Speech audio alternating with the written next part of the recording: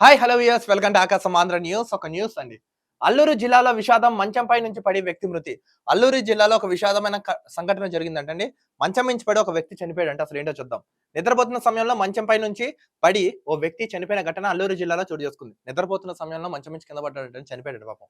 చింతపల్లి మండలం బౌడ గ్రామానికి చెందిన శ్రీను అనే గిరిజనుడు ఆదివారం రాత్రి తన ఇంట్లోనే నిద్రిస్తున్న సమయంలో మంచంపై నుంచి కింద పడ్డాడు.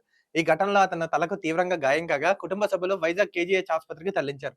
మంచం మంచి కింద పడ్డాడంట. సో తలకు భయంకరమైన దెబ్బ తగిలిందంట. కేజీహెచ్ ఆసుపత్రికి తరలించారంటే కుటుంబ సభ్యులు. అయితే ఆసుపత్రిలో చికిత్స పొందుతూ శ్రీను చనిపోయినట్లు కుటుంబ సభ్యులు తెలిపారు. శ్రీను చనిపోయాడంట పాపం. మరణం అనేది ఎప్పుడు ఎలా వస్తుందో ఊహించడం చాలా కష్టం. ఒకవేళ దాని నుంచి తప్పించుకుందామని చూసినా భూమి మీద మనం టైం ముగిసిపోయినప్పుడు మృత్యు జీవితం ఒడిలోకి జారుకోవాల్సిందే. మనం ఎంత ప్రయత్నం చేసినా, ఎంత తప్పించుకున్నా ఏదో ఒక రోజు మృత్యు నుంచి మనం తప్పించుకోలేం.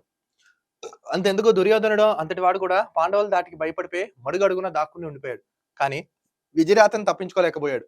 తనువు చాలించాడు. ఇప్పుడు ఇదంతా ఎందుకంటే అల్లూరు జిల్లాలో జరిగిన ఒక ఘటన గురించి వింటే అయ్యో పాపం అనిపించడంతో పాటుగా కాస్త ఏంటి ఆశ్చర్యంగా కూడా కలగకుండా ఉండదు. దుర్యోధనుడు లాంటి వాడు కూడా దాక్కుని వెళ్ళిపోయాడండి. బట్ చివరికి ఏమైంది? అడుగు మడుగులోనే చనిపోయాడు. ఇలాంటి వింత విచిత్ర సంఘటన ఇప్పుడు అల్లూరు జిల్లాలో చోటు చేసుకుంది. నిద్రిస్తున్న సమయంలో మంచపై నుంచి పడి ఓ వ్యక్తి చనిపోయిన ఘటన అల్లూరి సీతారామరాజు జిల్లాలో జరిగింది. కుటుంబ సభ్యులు తెలిపిన వివరాల ప్రకారం అల్లూరి జిల్లా చింతపల్లి మండలం బౌడ గ్రామానికి చెందిన శ్రీను అనే వ్యక్తి ఆదివారం రాత్రి మంచపై నుంచి కింద పడ్డాడు. ఆదివారం రాత్రి అంటే నేను రాత్రి మంచం నుంచి కింద పడ్డాడంటండి పాపం.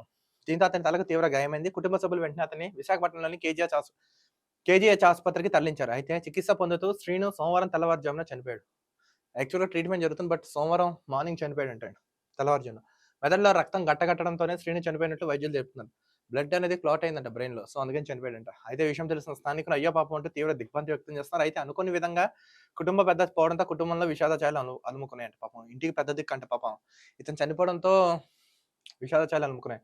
మరోవైపు మంచపై నుంచి పడి పసిపిల్లలు, చిన్నారులు చనిపోయిన ఘటనలు గతంలో జరిగాయి. అయితే కింద పడిన సమయంలో తలకు తీవ్ర గాయం అయితే ఇబ్బందినేనని వైద్యులు చెప్తున్నారు. ఒకవేళ కింద పడితే తలకు గనక ఏమైనా తగిలితే చాలా డేంజర్ అని వైద్యులు చెప్తున్నారు.